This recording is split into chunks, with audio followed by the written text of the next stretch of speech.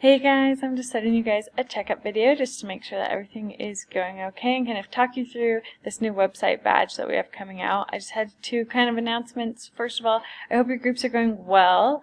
It looks like a lot of you guys are taking advantage of that. We set these groups up in order to give you guys some resources and some help, so I hope that you guys are finding that through your peers. It will honestly help you learn the software better and the skills better if you are interacting with each other and helping each other. I also hope that your groups are not going very long. Like, unless you have questions, if you're just checking in, really 5 minutes is plenty. So I've had a few people email me like, oh, I was late. Like, you really just should not spend that much time doing that unless it's useful. So I'm trying to respect your time, and I want you guys to get the most out of this class and learn these skills well. So be resources to each other. The other thing is, I just finished grading your guys' last assignments, and you all did super well on them. I'm really impressed. Like, it's crazy to see how much better your students get every semester. I forgot to make a disclaimer, and I felt really horrible. Whoever wrote these, what are they called? The badges, like the submission forms. Like, a lot of places it says, like, write 2 or 3 paragraphs. Every time it says paragraphs, please just write a few sentences.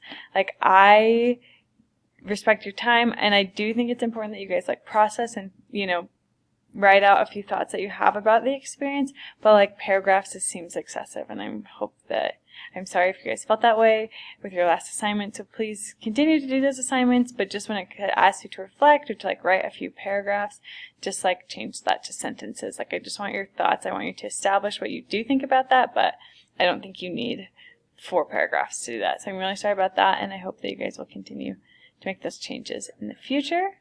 Next, I just want to talk about your website badge. I hope you guys have kind of started that and kind of looked into it, looked at the tutorial maybe.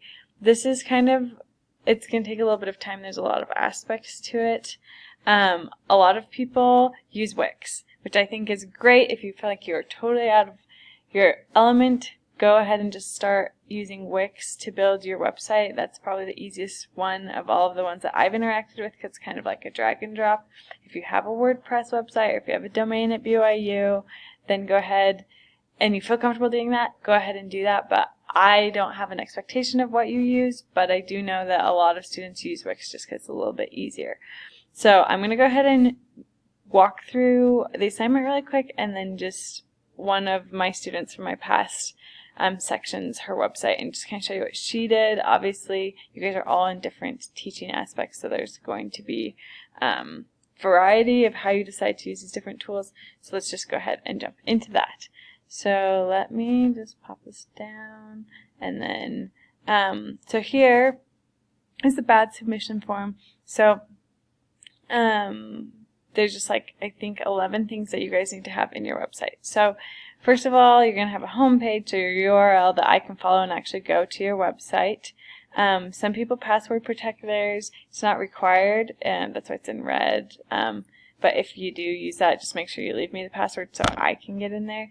And then this is just a little bit about the formatting that you use, the name and theme.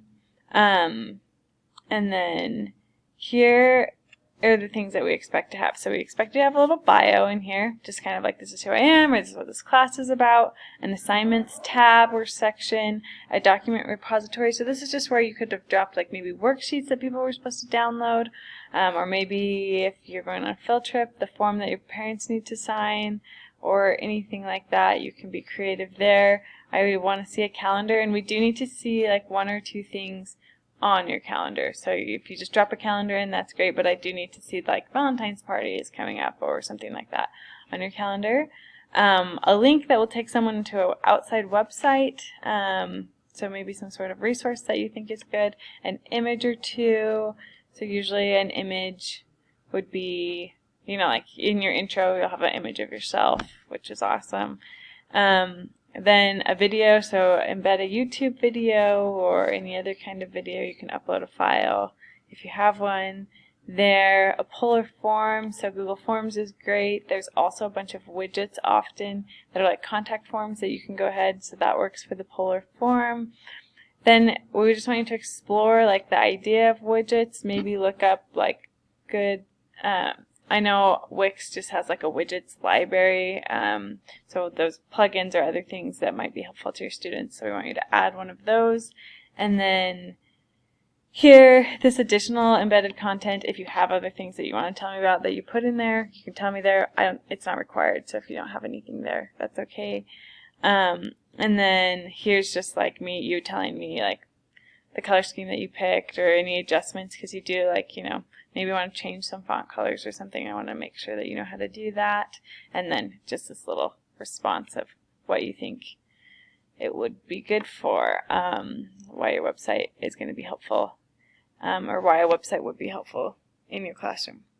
So that's just kind of the outline of that. So here is one of my students from last year. She used Wix and it looks awesome. So here's a little like intro about the class and her, and then she has an about the professor thing here that I can click, and it's going to tell me a little bit more about her.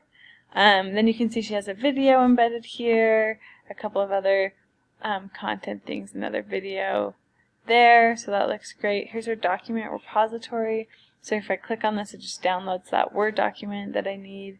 Here's her poll. So I can go ahead and use that to find out things for my students. Here's her calendar right here. So she doesn't have any activities on her calendar. So that was something that I would like to see, is just you having some activities in there. And then here's an announcement section that has just like little blog posts about things that are going on in their classroom.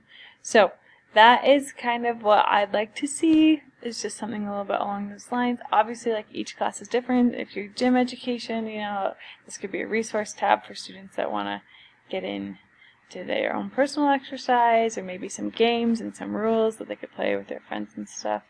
But that is what I am expecting. So this one I thought was fantastic. Got full points.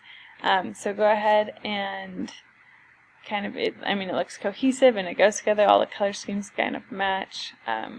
Everything's in a pretty understandable place. So that's kind of what I'm looking for. So if you have any other questions, just let me know.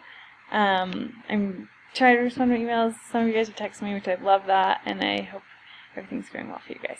So that's a little bit about the rest of the week. I hope you guys get going on this, because it is going to take a little bit of time to figure out all those things and get that all set up. So don't leave it till the last minute, which everyone always says, but we always do anyway. So that's it. Have a good week. See you guys. Bye.